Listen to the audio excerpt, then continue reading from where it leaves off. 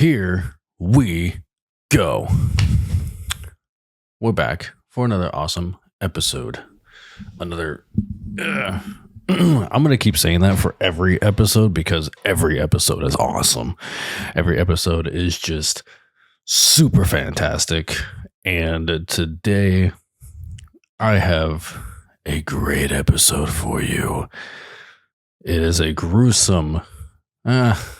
Yeah, I guess it is. It is kind of gruesome. A little bit, if you think about it. But also, it's gruesome, if you want to put it that way. But I'm back for another amazing episode. I stepped away from the podcast for a little bit to, I don't know, kind of think about what direction I want to take it in, I guess, and just kind of figure some things out. And so I stepped away from the podcast for a bit, but I'm back, baby, and I got an awesome episode for you guys. So I enjoy true crime and murder and true crime as much as the next person, but I also enjoy stories that are unsolved, which is the whole premise of this entire podcast, is true crime, unsolved conspiracies, all of this. And this case actually has them all. This case has the paranormal. This case has the true crime. This case has the conspiracy. The only thing it's missing is the UFOs. But you know what? That could be jumbled up in this case as well. I don't know. Maybe aliens came down and like zapped everybody or something. Sorry, my throat's being a little snot. So I'm gonna make sure my phone is actually going.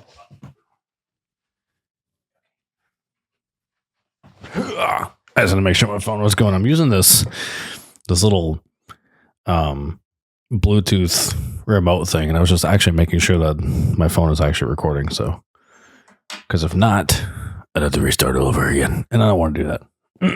So, this case is actually a favorite of mine.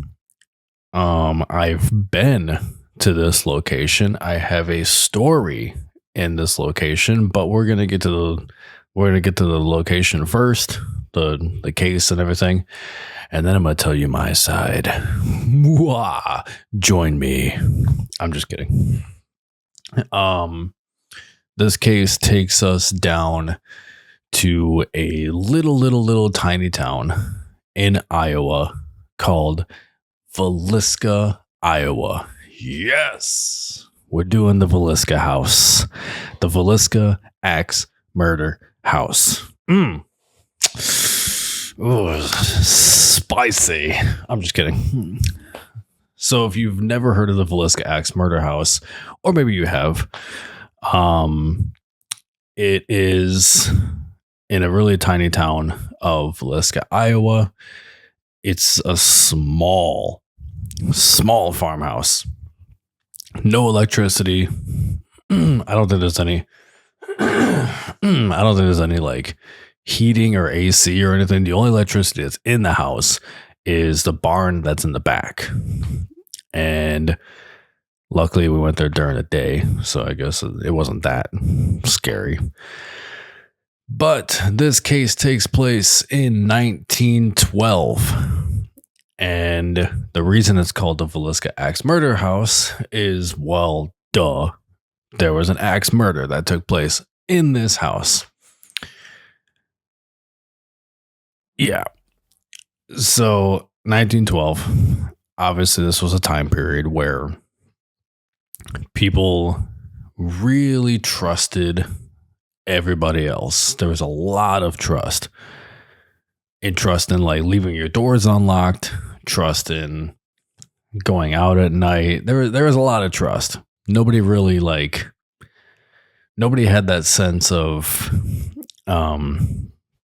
we got to keep our doors locked. We got to do all this. It's all crazy. Like it's all spooky, scary. None of that existed.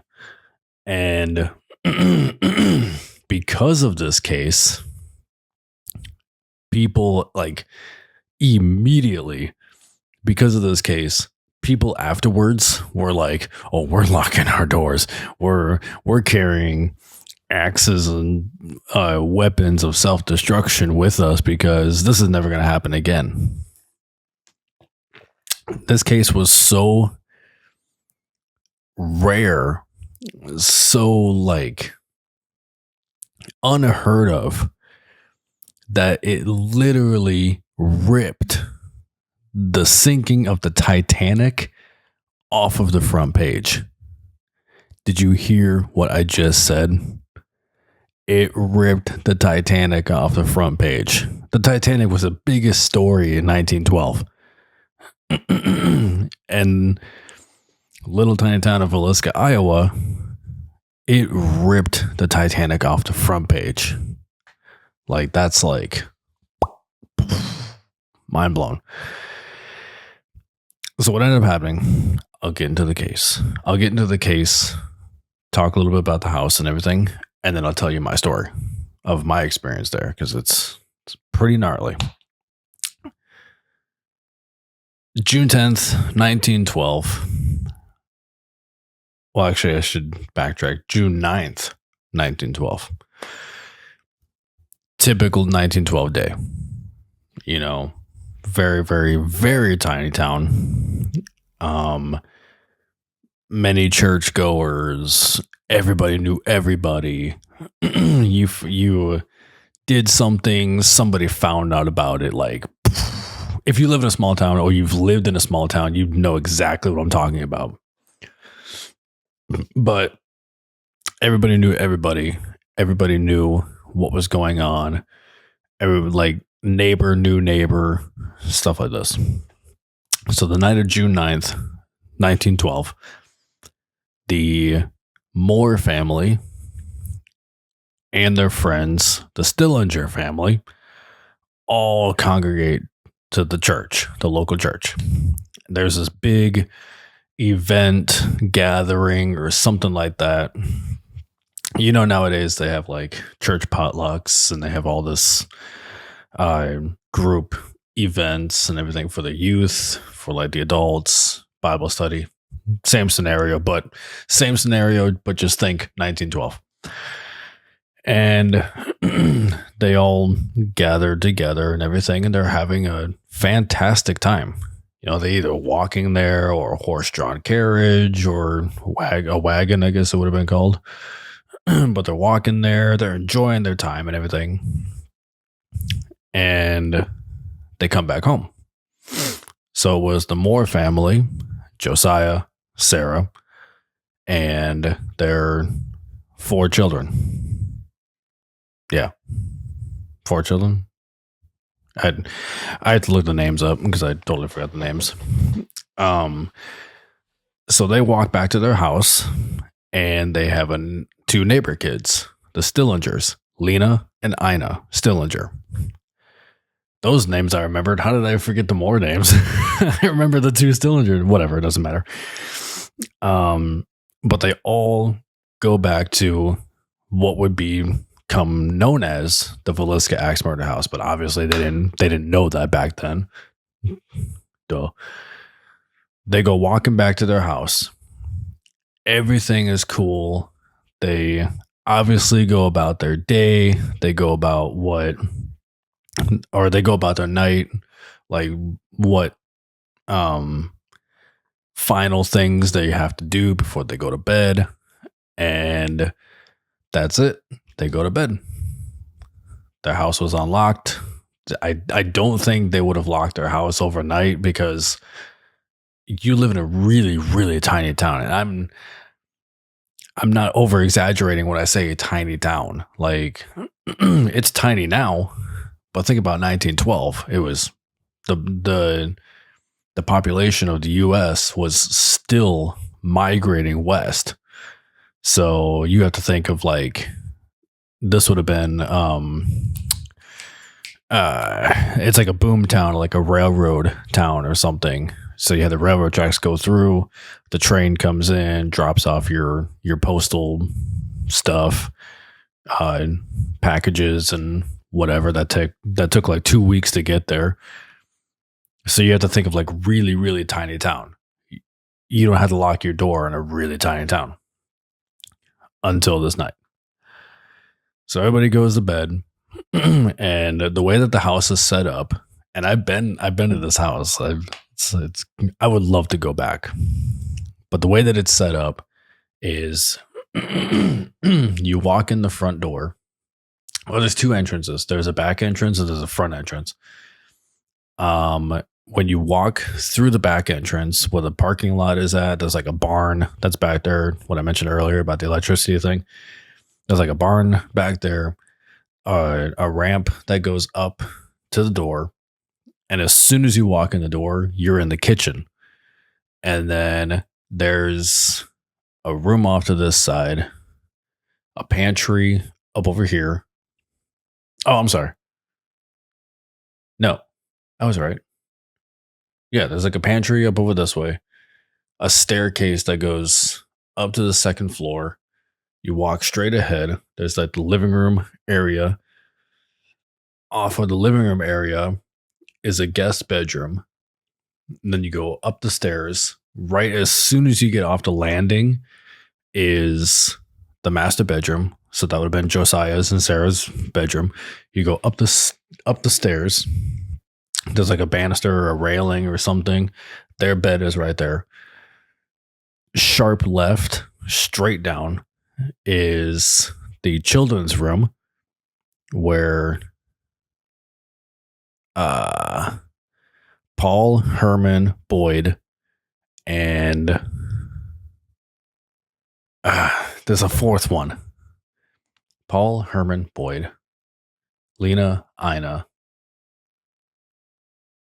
and I'm gonna have to look this up. Wow, what were the kids say? I got most of them right. I got most of them right. Villisca Axe murders.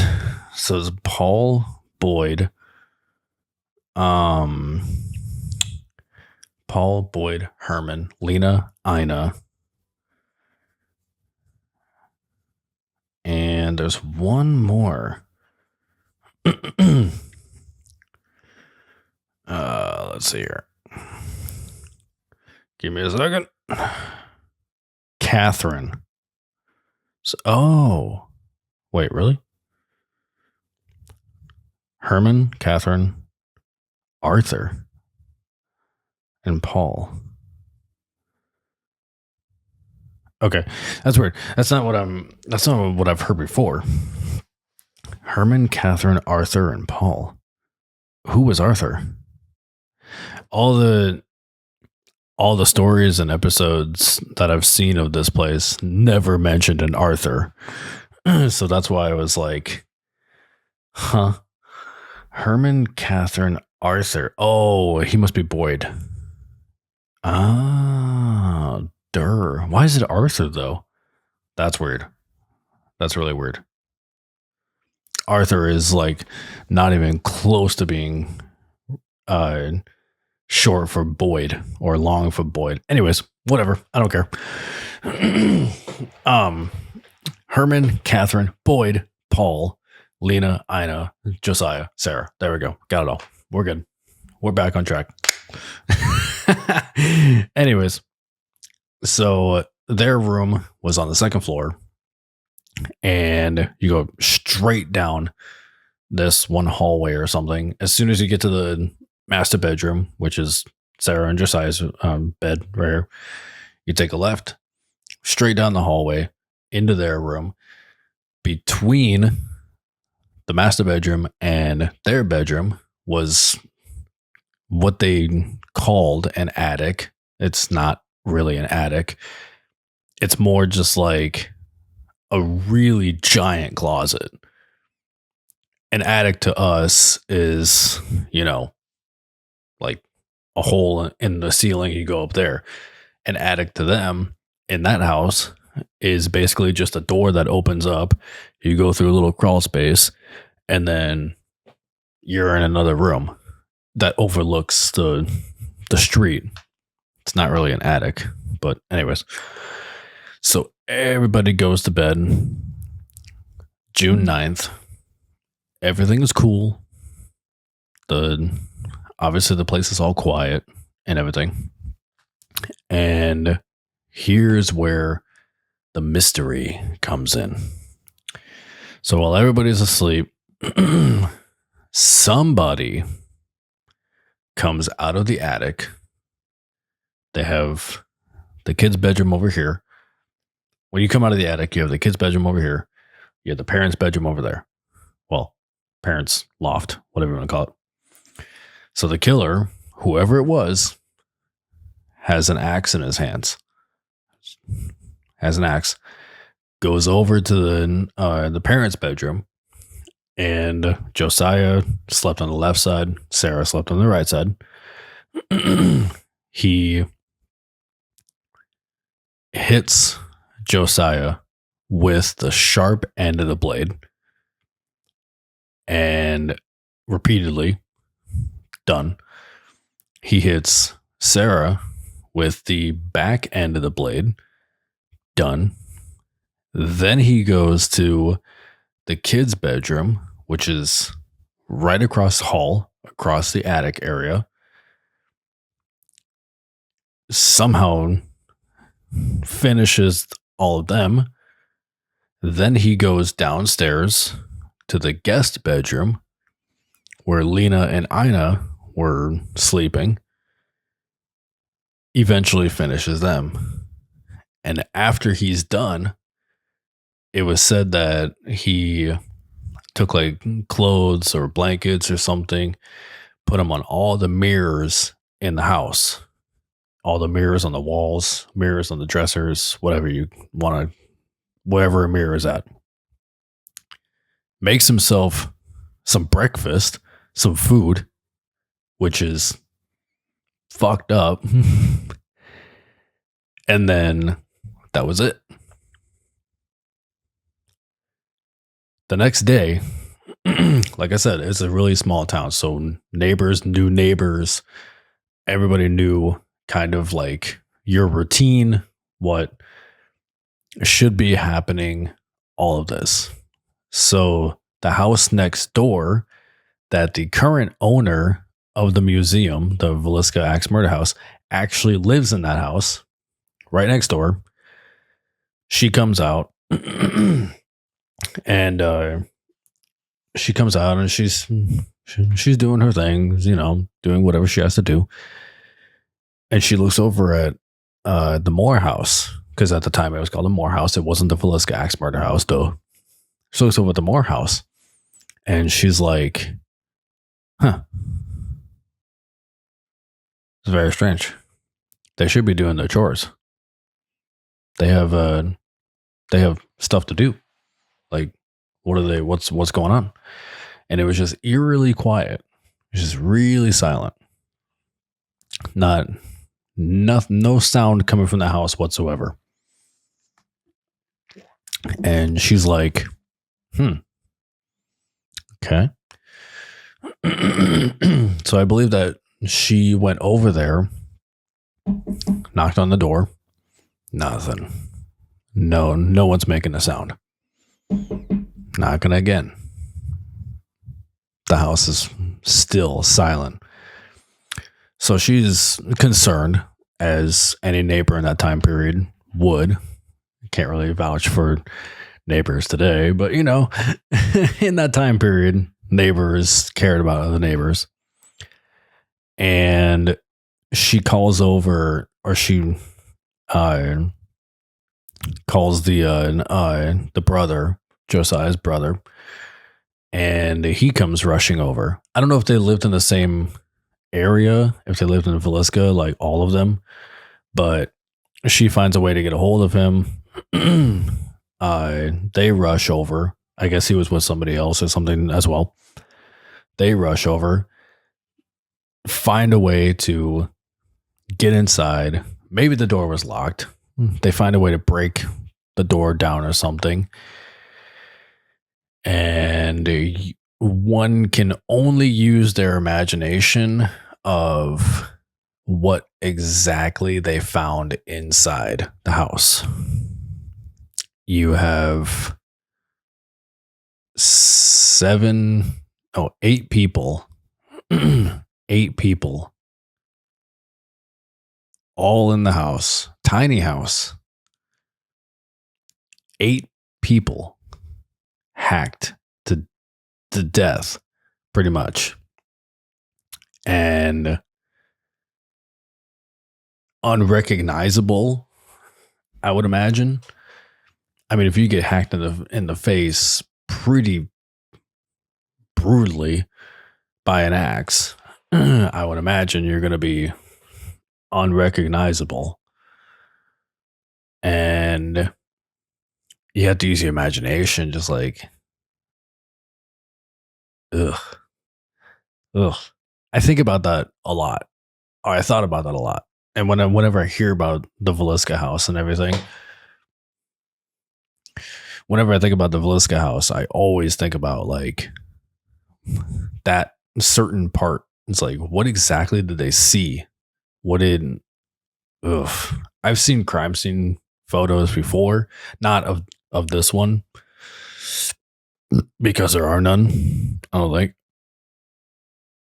I'm not sure. I won't show them on the video, I promise, if I find them. But I always think about that. And it's like, can you imagine walking in to your brother's house, 1912, or today, or no, 1912. Let's keep it in 1912. You walk into your brother's house or your friend's house, your neighbor's house, whatever, and you just find that. Like, just use your imagination. That's all I'm saying. What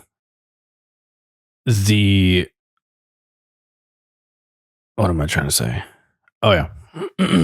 So everybody, the whole town is just like, oh my gosh, what just happened? What is this? Everybody gets involved. Newspapers get involved. There's scattered all over the US and everything. All of this gets involved in all of this. And they were wondering what happened, like who did this? And there are a few theories. There are a few theories as to what exactly happened. And now, let's get into those theories. So, I mentioned that the Moore family and the Stillinger family were at church the previous night, so June 9th. There was a traveling reverend by the name of George Kelly. Reverend George Kelly. He was, what did they describe him as? Schizophrenic. I think it was a schizophrenia. He was a pretty creepy minister. Let's put it that way. I've seen photos. I'll put a photo of him up. But he was a pretty creepy minister. And for some reason, he was one of the first suspects, the first kind of like, this might be the guy or something. I don't know if he was questioned or arrested or something like that, but he started talking about the murders. I think it was like 6 months later or something like this. He started talking about the murders and started like opening up a little bit, but nothing came of it. He wasn't charged. He wasn't arrested. He wasn't anything. There was another conspiracy that Josiah was actually involved in some shady stuff. And was it the mayor or the governor of Iowa or Villisca? The mayor of Villisca had some beef with Josiah. some kind of problems or something like that. And the theory is that the mayor actually put a hit on Josiah, but ended up killing the entire family and the Stillinger girls, which would be insane because you have only the hit for Josiah, but then you end up killing the entire family. That would be insane. I don't personally want to believe that theory because I have a backup.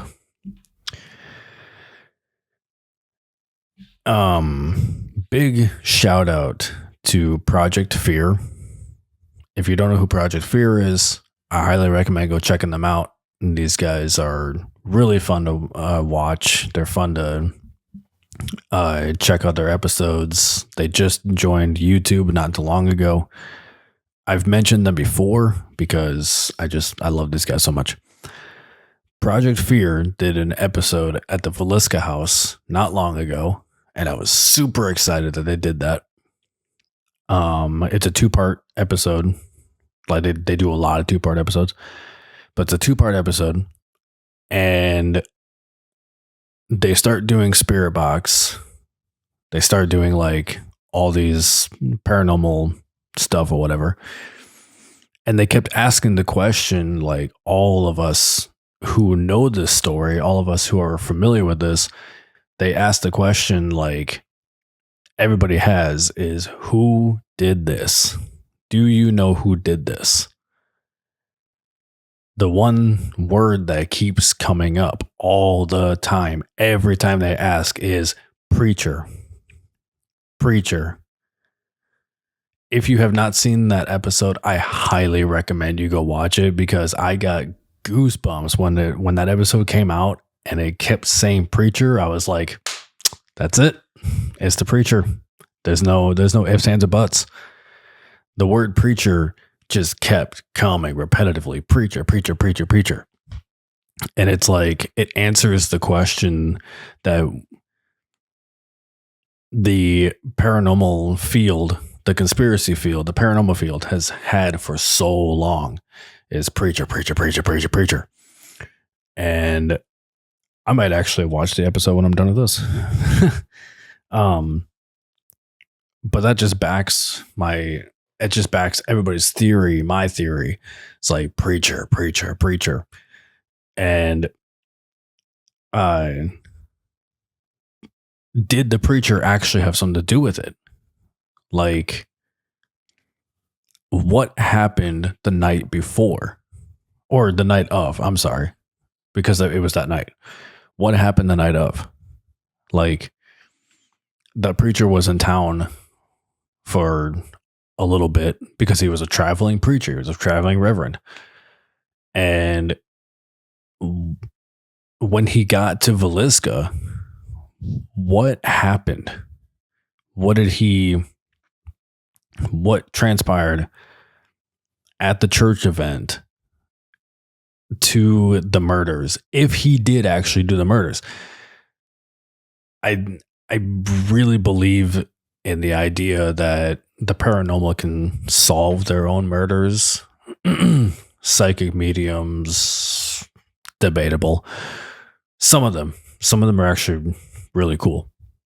But the paranormal can solve their own murders. They can give away any evidence or any information that's needed.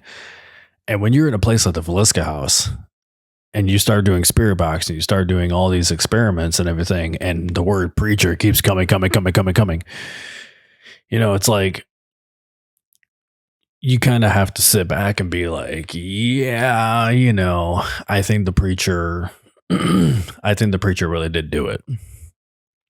And to me, this is still like an unsolved case to a degree.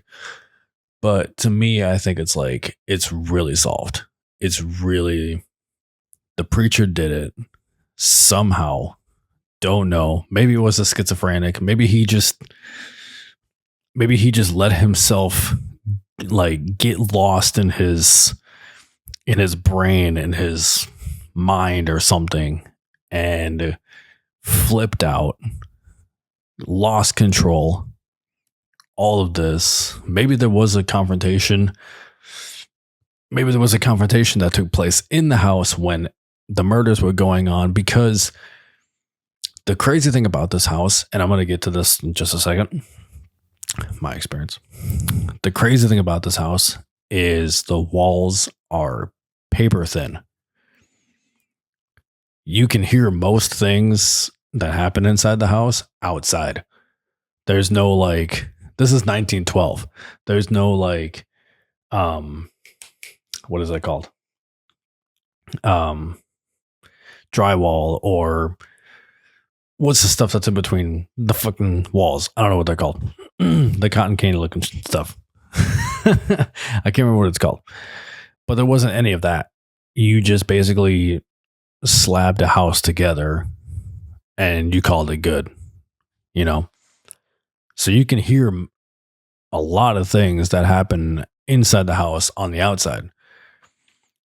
So the question that keeps getting raised about this is, if somebody is getting brutally murdered upstairs and you're in the same house, even if you're not in the same house, even if you're outside, do you think that somebody would hear it? I mean, somebody had to have heard it, because the town was super quiet. The house was super quiet. You would hear the struggle. You would hear somebody getting murdered, you know? I mean, I would think. That's spooky. It's really spooky on its own. So, my experience. Boo-ha. We visited the Villisca axe murder house in 2014, 2015, somewhere in there. Long time ago. I haven't been there forever. I should go back. Actually, the thumbnail to this video, the Villisca house in the back, I took that. I took that photo. I've been there twice. Yeah. Once was on the outside, once was on like the outside and inside. I've been there twice. But the second time I was there, I took my mom with me, and she was like into the paranormal too, and she loved ghosts and everything. She still does love ghosts and all of this. So we decided to take a day trip to Villisca, and you don't understand the power of a building, of a house, until you're there, until you're like, I saw something out of the corner of my eye and I was like, whoa. I don't know if that was just my reflection. I saw something, like I was looking here and I saw something go like out of the corner of my eye. That was weird. Anyways, you don't know the energy or the power of a house until you're standing in its presence, until you know what happened there, you know what took place, and you can feel it. Like, you can really feel it. So I think Villisca is like 2.5 hours away from us or something. And we were driving over there. Everything was cool. Everything was like, I'm excited to be at the house again. This is really cool. I can't wait to see it. As soon as we got into Villisca city limits, it was like, I know the house is there. I know where it is. We're about to see it. And it's like, oh, man. And then you pull onto the street that it's on, and you finally get in front of it, and you're like, whew, your heart starts to race a little bit. And all we were going to go there for, you can take tours of the house. You can spend the night in the house, like overnight or something. You can take, it's a museum, sort of.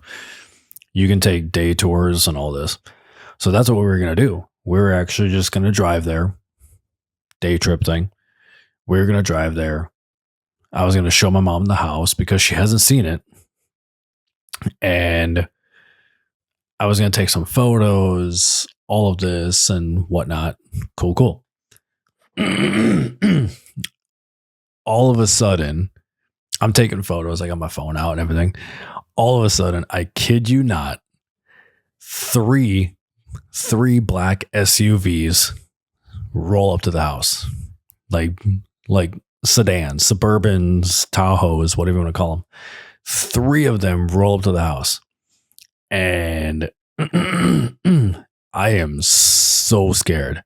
I'm like, oh my God, we're trespassing. This is private property. We're going to go to jail. Oh my gosh. And I'm like, I'm freaking out. And I'm like, I was just taking pictures. I wasn't doing anything. I'm just taking pictures. All of a sudden, people like in business suits start coming out and everything. The doors open up and all this. I'm like, oh my gosh, it's the FBI. Like, what is going on? So the owner, who I mentioned earlier, lives right next door. He was standing in the doorway, just up over there or something. And he comes walking over, and I was like, oh shit. Like, I knew who he was and everything from TV shows and all this. I'm not going to mention his name because of like privacy things, but you can find it out. And so he comes walking over and everything. All these people are like business attire, business suits and dresses and whatnot. And he comes walking up, and he sees us. We just look like this, we're just in sweatshirts and whatever. And he's like, hey guys, what's up? I was like, hi. Like, oh my gosh. So he goes talking to these business people and grounds them up and everything and starts talking to them. And there was like, they were from a bank or something. There was like this group thing that they put together to tour the house and whatnot. And we just happened to be right there. And he's like, oh, these guys are from a bank. They're doing a tour or something. And he's like, you guys want to go in the house? We were not expecting to go in the house at all. We were just there to take photos of the outside of the house, like I've done before in the past. And that was it. And I think I still have the photos. I'll put them on the video. But he just sees us standing there and he's like, you guys want to come in the house too? Like they're just gonna do a tour or something if you guys want to come in as well. And we were like, whoa, we gotta go in the house. We were not expecting that. And so he takes us in the house and everything. And that was the first steps inside that house. And I got to see like all the rooms and everything that I've seen on TV and documentaries and whatnot. And you feel it. You feel like where everything happened, you're in the same spots where everything happened. And you're looking around. There's axe marks on. My light just died. Oh, not my light. Not my light. This one might die too, actually. I don't know. But you see like axe marks on the ceiling. Yeah, there's literally axe marks on the ceiling. There's axe drags on the ceiling. The swings were that strong that when the backswing came up, it grazed the ceiling. So it was like, yeah, it's nuts. You can see the axe marks in the ceiling. They still kept those and everything. Got to go through all the rooms and all this. Tour goes on. Everybody's like doing their own thing. Finally, the bank people, assuming they're bank people, they leave.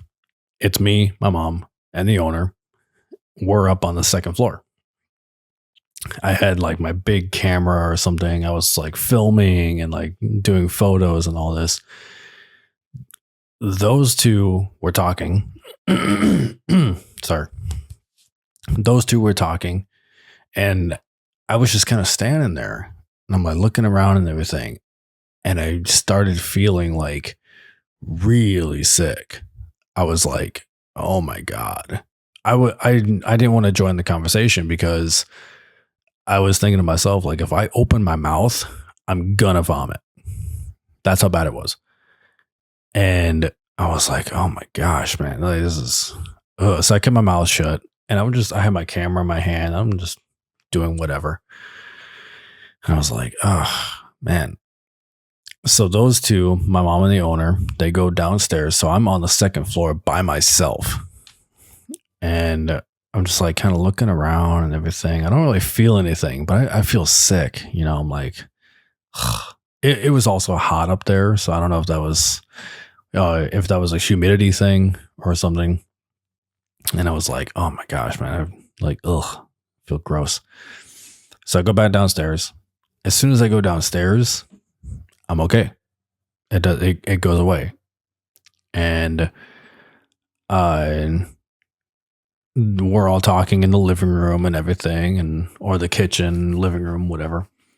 And he's telling us about like the house, about his paranormal experiences and all this. And I asked him because the first time I heard about the Villisca house was from Ghost Adventures.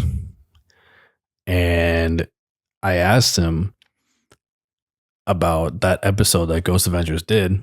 And if you've seen that episode, there's a scene where Zach is laying on the floor. He props an axe up on a door frame. I think he's where the attic is at. Yeah. The attic is like to his right side. Puts the axe right here.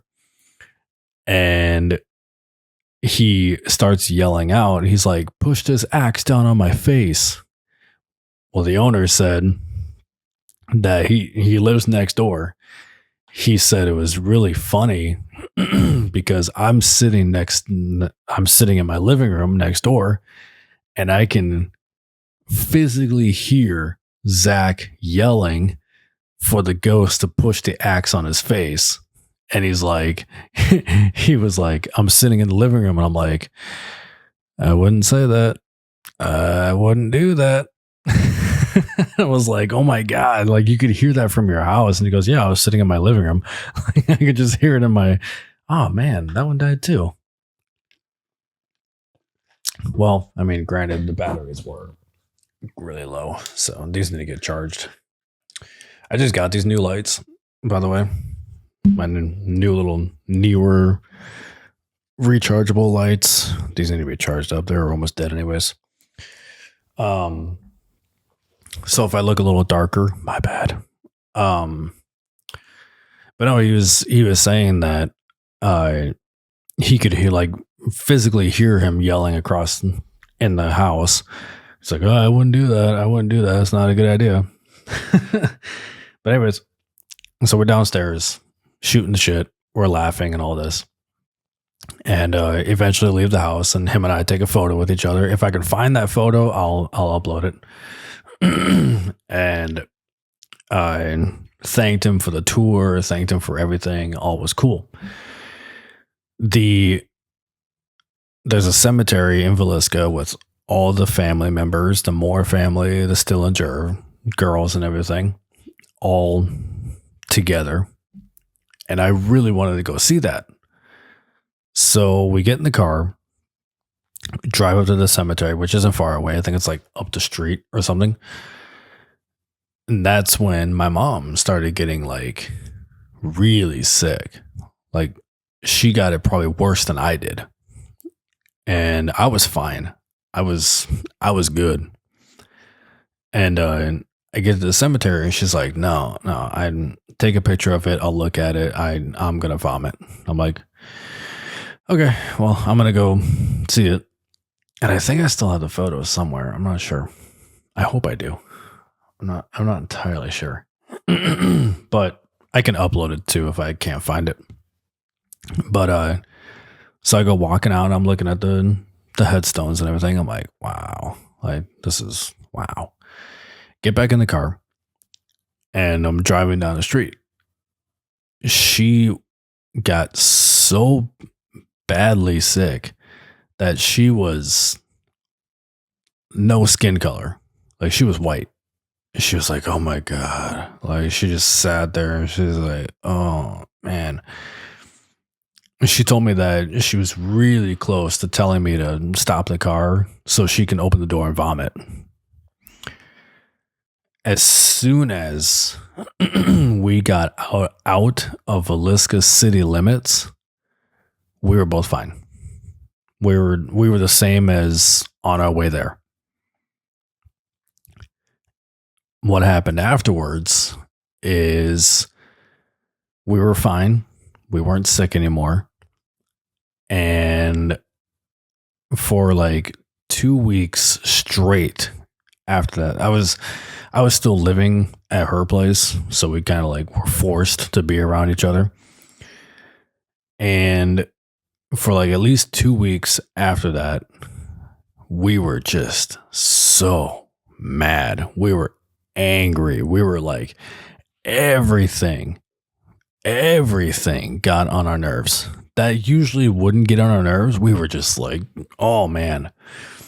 And we took it to work too. Like it would come to work with us, and we would be just like, oh my gosh, like just mad at something. Somebody would set us off, and we would just be like, I'm ready to fight you. And I had the owner on Facebook, and I told him, I was like, dude, like both me and my mom are angry. We're just so mad. This is ridiculous. We're angry, like fueled by it. Like this is like I could start a fight right now.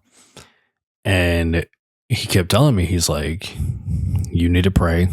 You need to talk to Jesus. You need to ask him to release this. And I was like, okay, I'll give it a shot. I'll try. Started doing that and everything, and we felt fine. We were good. We weren't mad anymore. And that experience to me is so strong because you know that these things can latch onto you. They can attach themselves in some way or another. And when you have an evil like that, you have an evil presence that committed these crimes, that is still unsolved, committed these murders so violently. You have that evil attachment, that evil latch on, and it can follow you. So I want to add something else to this that I wasn't thinking about until now. I'd mentioned I went to the house twice. I went to the first time by myself, and I started taking photos and everything by myself. Before I did that, I knew I was going to go to the house. I knew what it looked like. I knew things about it. Before I even stepped foot into the house, I didn't even know I was going to step foot in the house. I had a dream one night, and I will never forget this dream. In the dream, I was in a car driving down what seemed like a highway or interstate or something like that, major roadway. I was the only car on the road. No other trees in sight. No other buildings in sight. No other houses.